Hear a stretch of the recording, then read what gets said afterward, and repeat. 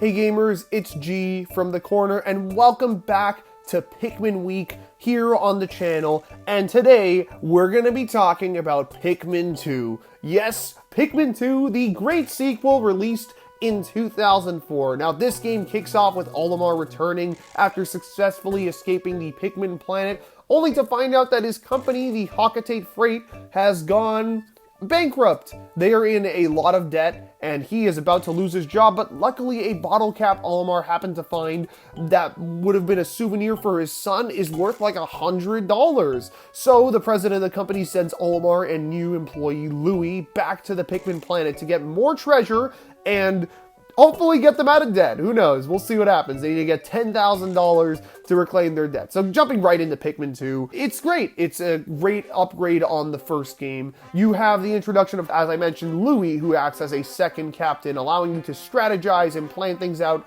even more than you would have before. Louie is basically just a second Olimar. You can get Olimar going somewhere while Louie is waiting somewhere else for a task to finish. For example, let's say you have a wall that needs to be broken by a bunch of Pikmin. Well, you don't want to just spend your whole time waiting there, but you want to know when it's done. You want to have somebody there right away. So you leave Louie over there, and then as Olimar, you go get more Pikmin and go do something else. But then, you know, when it's done, you're like, okay, let me gather up these Pikmin and maybe bring them back.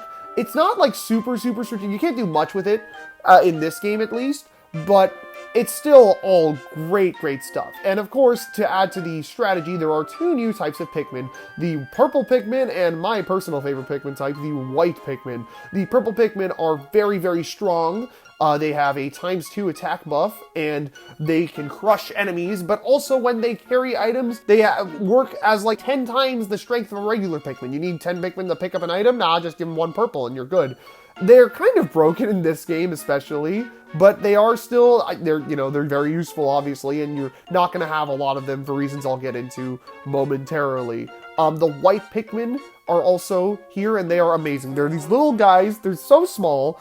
They have beady red eyes instead of the usual white and black pupils. They are poisonous Pikmin, so they can withstand poison. If they are eaten by enemies, they will actually deplete some health of them. Some enemies will die instantly to eating a white Pikmin, making them very useful to use even despite their lower attack stat. And also, white Pikmin can uncover treasure, which is another thing I will get into momentarily. There will be some that are just hidden underground, and they will be able to sense it out and dig them out for you. They're great. I love the little guys so much. They're so...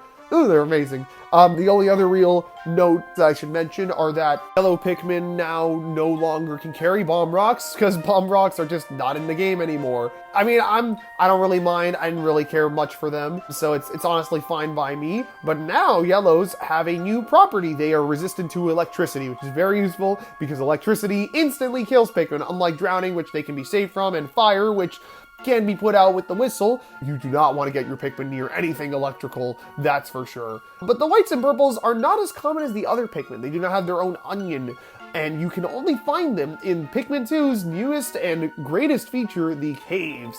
In Pikmin 2's areas, you will find these caves that you can dive into. They are procedurally generated areas that all have like a distinct theme and distinct types of enemies, and you go around scouring for treasure, which once again I will get into in a minute. They're kind of these dungeons in Pikmin, which is kind of neat because usually Pikmin is about exploring a very natural area, trying to find things hidden within the environment, but Pikmin 2 adds this sort of extra layer of exploration to things. You want to go underground into the caves and you want to delve as deep as you can, trying to find all these treasures and then seeing what bosses lie at the end. The purple and white Pikmins don't have their own onions. In fact, they can only be grown down here by tossing regular Pikmin into these flowers that will then turn them into purple and white Pikmins. Pretty alright stuff, honestly. The purple and whites definitely are more useful. They're very practical. You definitely want to have a lot of them, so limiting them I think is very smart, honestly. Very smart. But yeah, the caves also have bosses. Each cave has a completely different boss, you know. You'll have some like the Empress Bulblax, who is just this big, obese Bulborb who rolls around all over the place. You'll have, you know, a regular like burrowing Snagrid, okay, whatever. You'll have the spider guy. And then, of course, you have my favorite cave of all, Glutton's Kitchen, where you will find the bread bugs. They are literally Bulborbs, but they are made of a loaf of bread, and you cannot kill them by attacking them. They will instead, they won't even try and attack your Pikmin, but they will try and take objects. They'll take deceased enemies, treasures, and try and bring them back to their base. But you can play a game of tug of war with them, right? As they're carrying these items by attaching your Pikmin to them. And they will kind of, if your Pikmin have more strength, if there's more Pikmin than the amount of strength that they have, then you will pull the thing back to your thing, and they will, they'll keep holding on, and then when you get to the end, they'll be sucked up and then get a little bonk on the head, depleting some of their health. There's an entire boss fight where, like, the end of the cave is literally just, there's a bunch of enemies lying around, you kill the enemies, and then the red bugs will try and drag them back, but you want to drag them back before, because, you know, there's a hidden treasure within the boss bread bug. It's such a fun dungeon, I really, really love it. Yeah, actually, that's another thing I should mention. The bosses each drop these treasures that don't just get you money back to your goal, but they also give you special abilities. For example, the first cave you'll find in the game unlocks the treasure radar, which is extremely, extremely useful. The first time I played through that, also on the Wii, I did not know about the treasure radar. I didn't really fight a lot of the bosses because I wasn't that good at the game. On subsequent playthroughs, I did know. Thank goodness I did. But yeah, stuff like that, you know, you'll get new areas in the world unlocked, you'll unlock more vitality, you unlock the ability to plop yourself on the ground and have your Pikmin carry you back to the onion because you're just feeling that lazy today.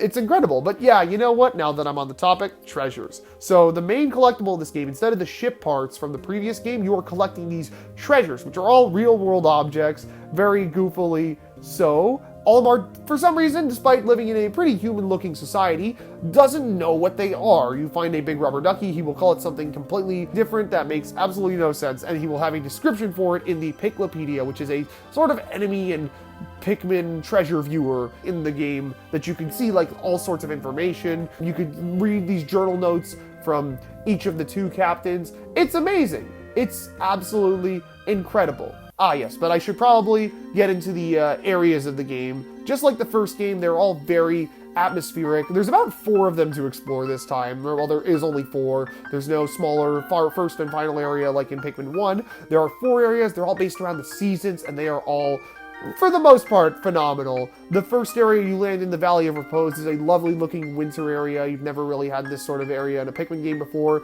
Then you have the Awakening Wood, a springtime, you know, it's very Forest of Hope-like with a more upbeat, military kind of sounding tune. The Perplexing Pool is a bit perplexing because it is the same layout as Distant Spring. It's pretty much the exact same one with a few changes made to it. But lastly, after clearing your debt, you will unlock the Wistful Wild, which is this very, very fall autumn area. It's amazing. I love it. It's probably my favorite area in the game. There's so much going on in it. It's incredible. Actually, you know what? I lied a little bit. So much going on isn't really how I would describe the areas in Pikmin 2.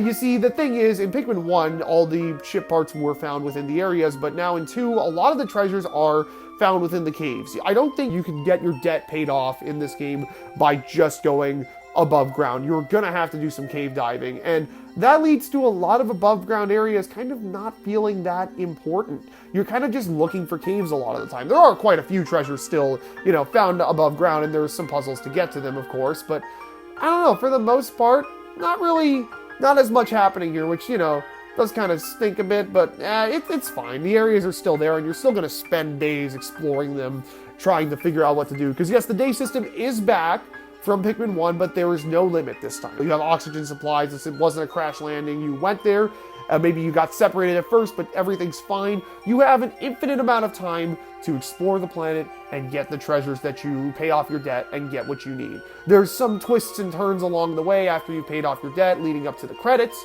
but personally, I think this is fine. Some people I've seen complain about the lack of a day limit, but honestly, like, you still have the day structure. And yes, in the caves, the time limit for days is gone, but really, it doesn't really matter down there. Those areas are supposed to be longer dungeons anyway, so being able to take your time is perfectly fine. And I actually saw this point made very elegantly in a recent video from somebody else. In Pikmin, you have an infinite amount of Pikmin essentially, but a limited amount of time. But in the caves, you cannot grow more Pikmin, only sacrifice the Pikmin you already have for purples and whites. Therefore, in the caves, unlike the overworld, you have a limited amount of Pikmin, not a limited amount of time. There's still a crushing limit there, and it really adds to the challenge. You know, it's a different kind of game, and the caves can be very daunting, especially later in the game. So, totally works for me. The game is still very much, I still want to get the game done as quickly as possible, right? You know, it's not like, oh, I can just take my time. I feel like I don't need to do anything. No, I still am playing the game as normal, all right? Just because I don't have this immediate ticking time bomb, that doesn't ruin the game for me. Honestly, it's like saying that, oh, platformers aren't worth it if you don't have lives, you know? Like, well, what do you mean? Most platformers nowadays don't give you lives, so really, you know, that's how it goes. That's how it is for me. I don't mind it whatsoever. There are quite a few extra things I didn't mention yet, though, that are new to Pikmin 2. Now, Pikmin 1 did have a challenge mode of sorts, where you would be given one day, basically, to play each area and see how many Pikmin you could grow within that day.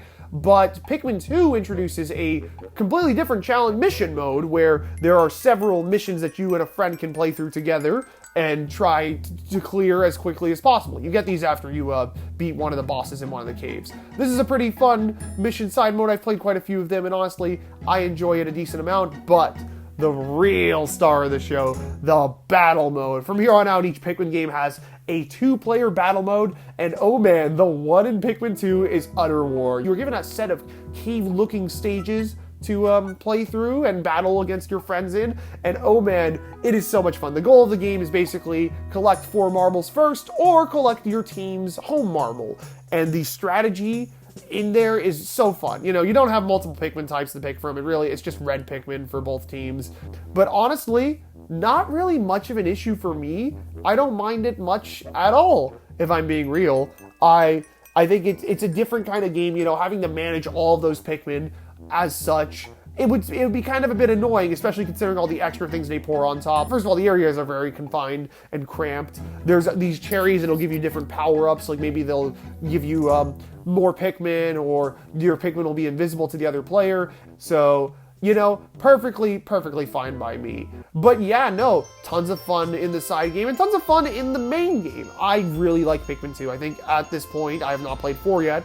It is my favorite game in the series. I highly recommend it, whether it's on GameCube, although you'll be paying a pretty penny for that. Also on Wii, you'll probably be paying a lot for that. Or, of course, now on the recently released Switch bundle of Pikmin 1 and 2. Highly recommend this game. Very good. But yeah, that's going to do it for today's video. Keep yourselves cornered for more Pikmin content all throughout the week. And be sure to like and subscribe, and I will see you on the next one.